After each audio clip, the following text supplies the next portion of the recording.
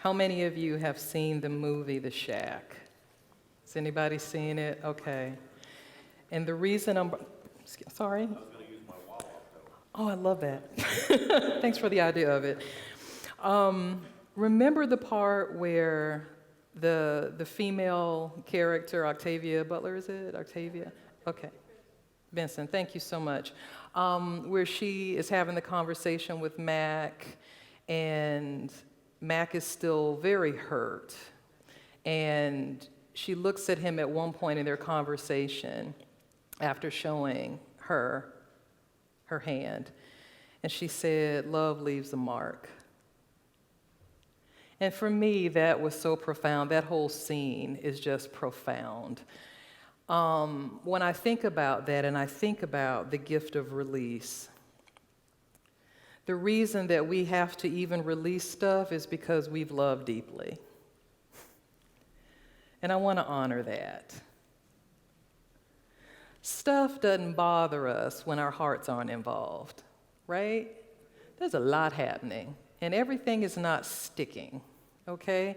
But when there's something that we've worked up a good need to release about, it's because our hearts got invested, and there may not have been the reciprocity we expected, or maybe something else happened, right? But whatever it was, we made an energetic investment and didn't get the cookie. And sometimes we didn't get the cookie for a long time. It's not about blame, definitely not about shame, because we don't do that.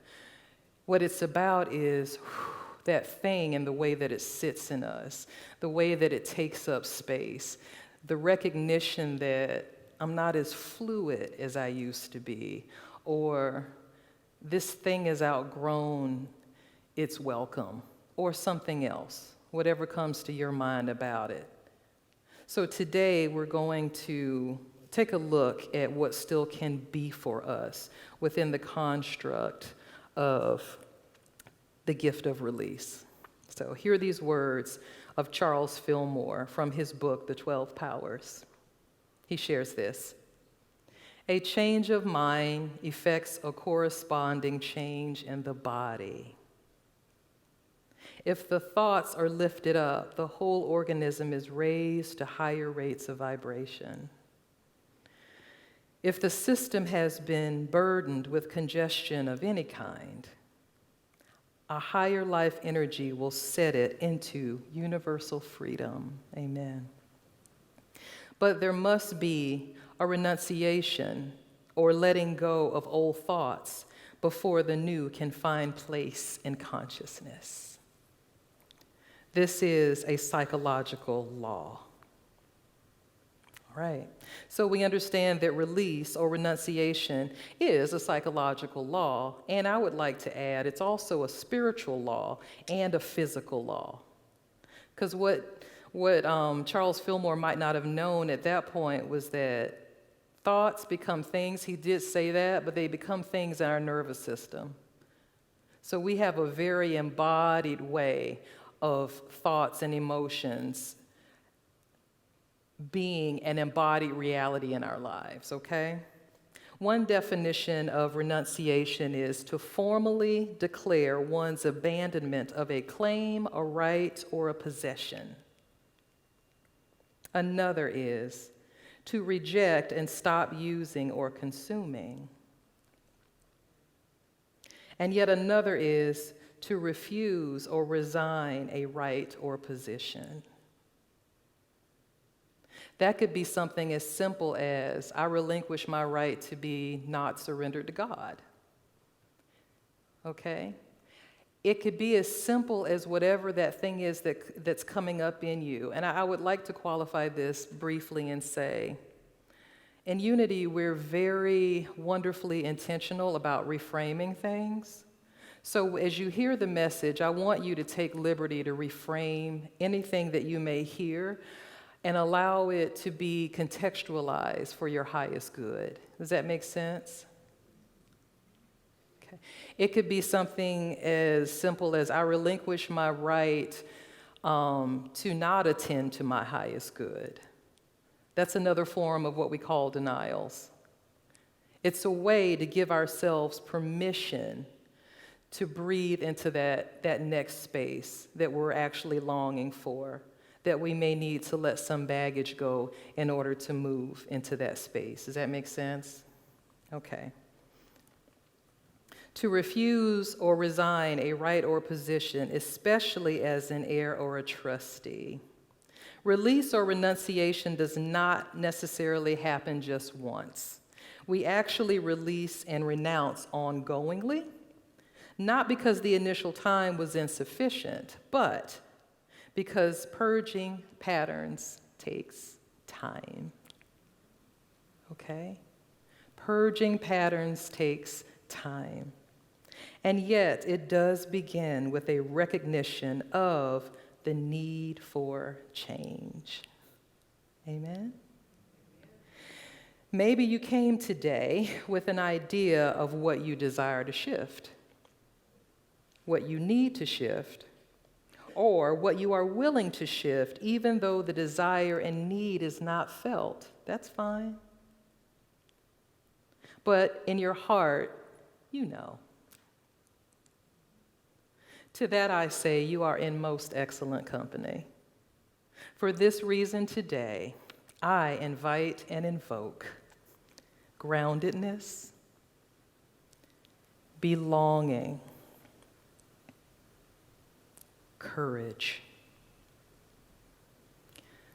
self-compassion, wisdom, and gentleness, and last but not least, the release from the demand that the transformation happen a certain way, in lieu of Spirit working out all things for our highest good. Amen.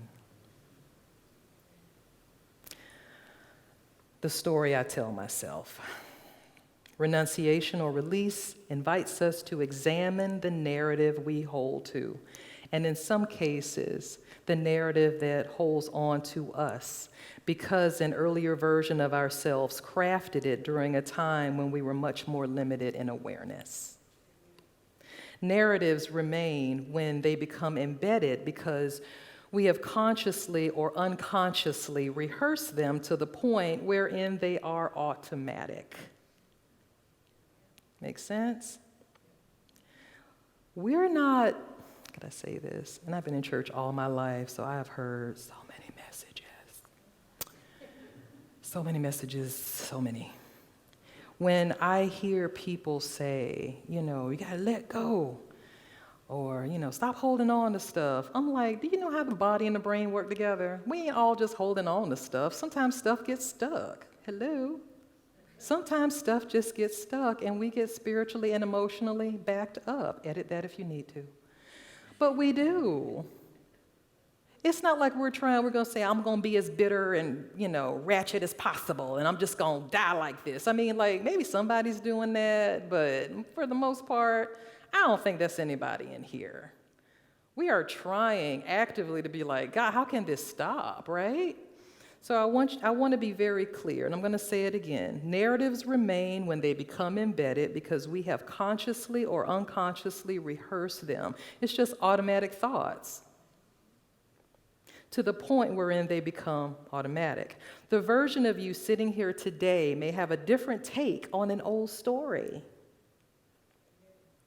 And if it can provide an update, it may provide a bridge between your intent towards renunciation and the act of renunciation. So for some of us, we just may need to update those old files before we delete them. Okay? Maybe it's time to allow the story to become transformed. The scene. Maybe for some of you, it's not about the internal narrative. Maybe it's the pictures envisioned in your mind. Maybe it's the images that are so potent that they evoke regret, resentment, or a reduction in the way that you perceive yourself, beloveds. Perhaps it's time for a revisioning of that reel. And last but not least, I just feel.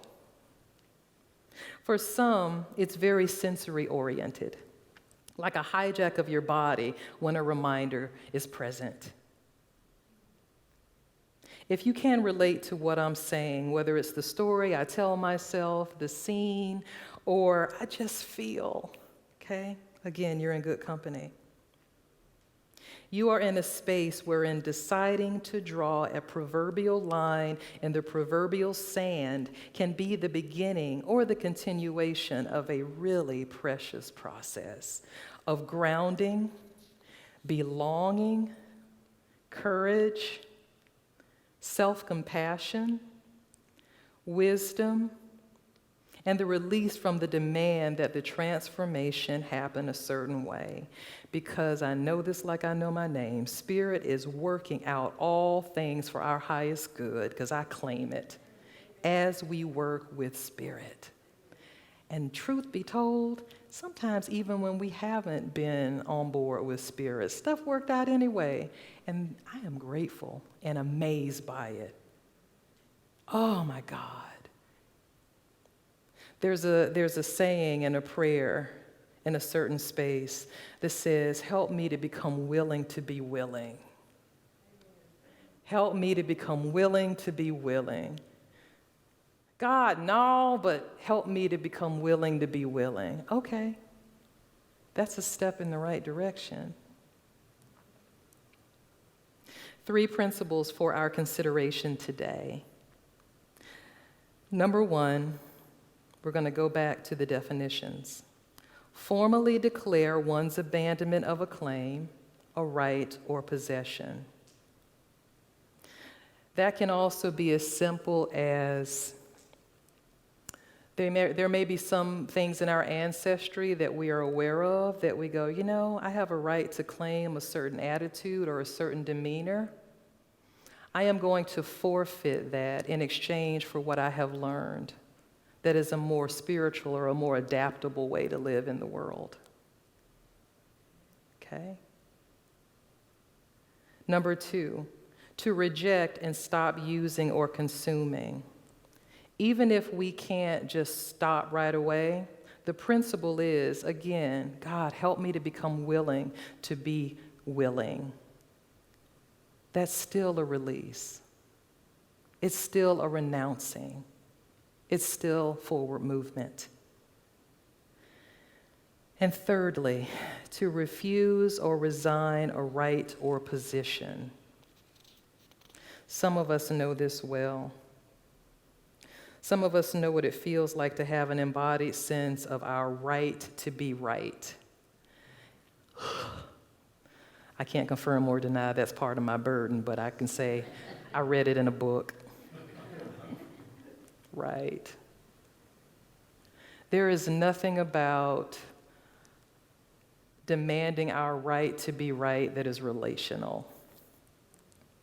Okay?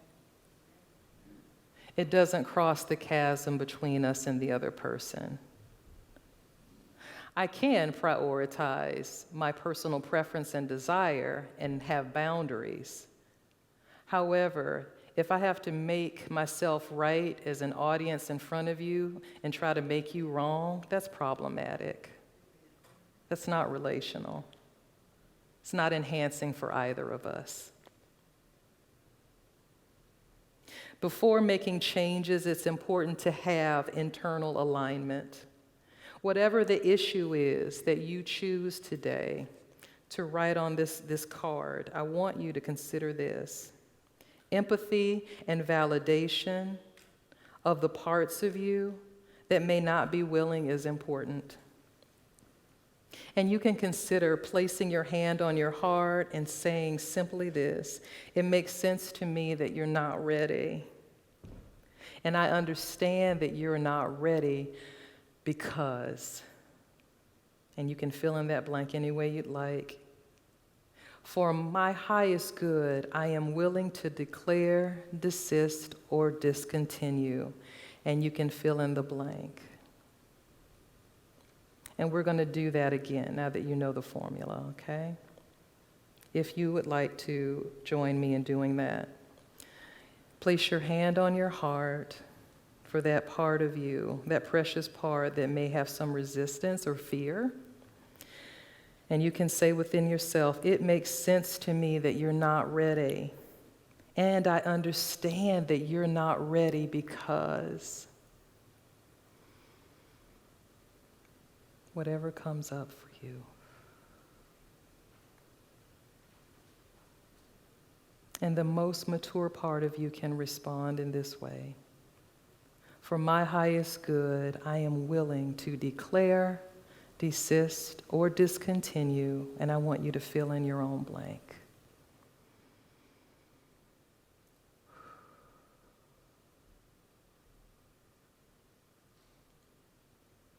This is an alignment step. Bless you. Release or renunciation is a gratitude practice. It creates room for energy flow and redirection of flow, and often necessitates that the void be filled with something life-affirming that contradicts the old way, the old idea, the image or sensation we are giving ourselves permission to move on from. I trust that the deepest essence of you will know what to do. Amen. So as we prepare to release, I'd like to invite you to hold your paper and pencil in your hands and take 3 measured breaths all the way down, filling your belly and releasing those muscles.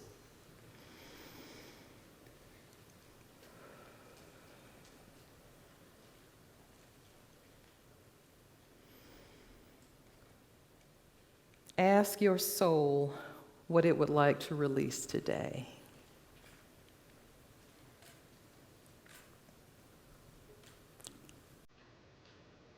In this moment, we acknowledge and affirm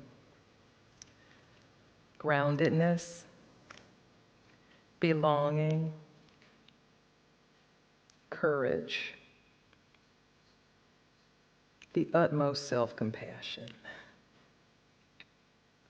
the deepest wisdom, the utmost gentleness, and the release from the demand that the transformation happen a certain way. As we choose to trust Spirit to work out all things for our highest good.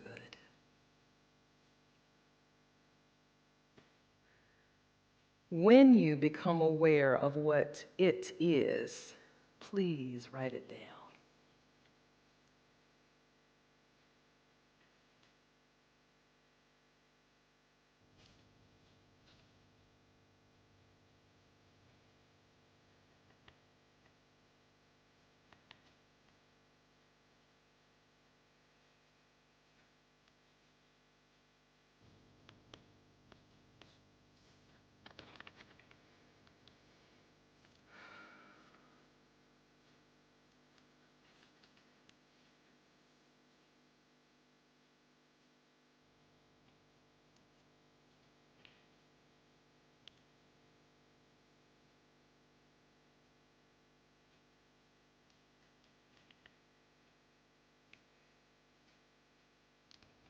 Together, I offer this prayer from Tasha Silver's Change Me prayers. Let me, bless you, let me release all that is outgrown and align with the divine for the highest unfolding. The perfect routes are already selected and will unfold naturally and easily. We claim every word. Let me know my true nature as love. Divine Beloved, change me into one who easily releases all that wishes to go. Let me move with courage and ease. As I stand on the threshold of the new, let me trust that all that needs to happen will happen in the most uplifting and joyous ways.